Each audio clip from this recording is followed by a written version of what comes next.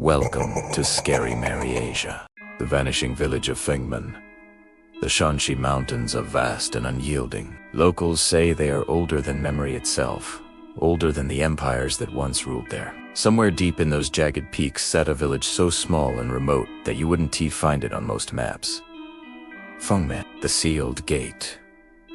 It wasn't a place outsiders visited. Travelers said the road twisted unnaturally there, as if he didn't want to be found. And yet, in the summer of 1989, a team of government geologists had no choice but to pass through it. They were studying rare mineral formations nearby and needed a place to stay for the night. When they first arrived, they thought the village looked perfectly ordinary. Modest brick houses, tiled roofs, a small temple near the edge of the forest. But as they approached, an uneasy silence settled over them.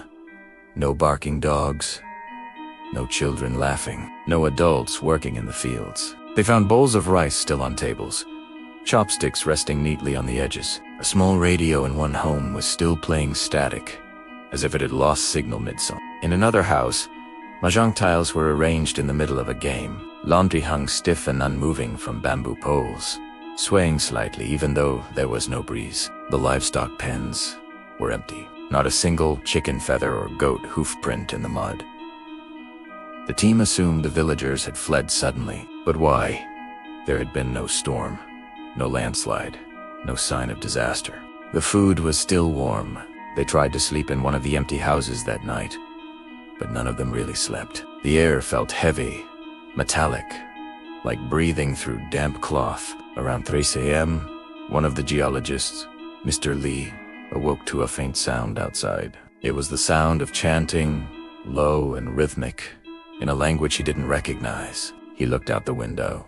In the darkness between the houses, he thought he saw shapes, figures moving slowly in a line toward the temple at the edge of the village. They were pale, thin, and completely silent, except for the soft hum of chanting. When he shone his flashlight, there was nothing there. The next morning, they checked the temple.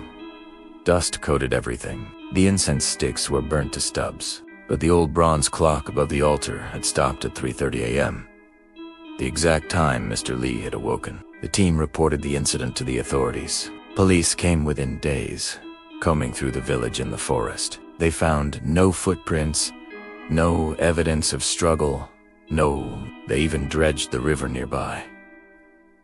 Nothing. Word spread, as it always does. Locals whispered about the village's name, Fengmen, the sealed gate. They recalled an old legend from the Ming Dynasty.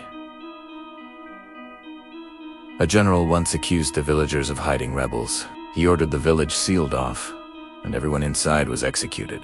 As the story went, their spirits cursed the place, vowing that no one who lived there would ever leave. For centuries, there were strange rumors. Farmers who passed by at night saw torches moving on the ridgeline. Travelers who strayed near heard bells and chains rattling in the distance. A few even claimed to see entire processions of villagers walking silently along the old road, only to vanish when approached. After the 1989 incident, the government quietly closed the road. Fengmen faded from memory, left to rot and crumble. Today, only mossy stones and collapsed roofs remain. But hikers say that if you visit at dusk, the temperature drops suddenly and you can hear the faint sounds of life. The clatter of mahjong tiles, the squealing of livestock, the murmur of villagers who no longer exist. And if you dare to stay the night, at 3:30 a.m., you may see them. A line of pale villagers, faceless but familiar, filing silently into the temple, chanting words no living person knows. No one who has followed them into the temple has ever come back. Thank you for watching. If you enjoyed the video, please subscribe to the channel and don't forget to like, share, and comment.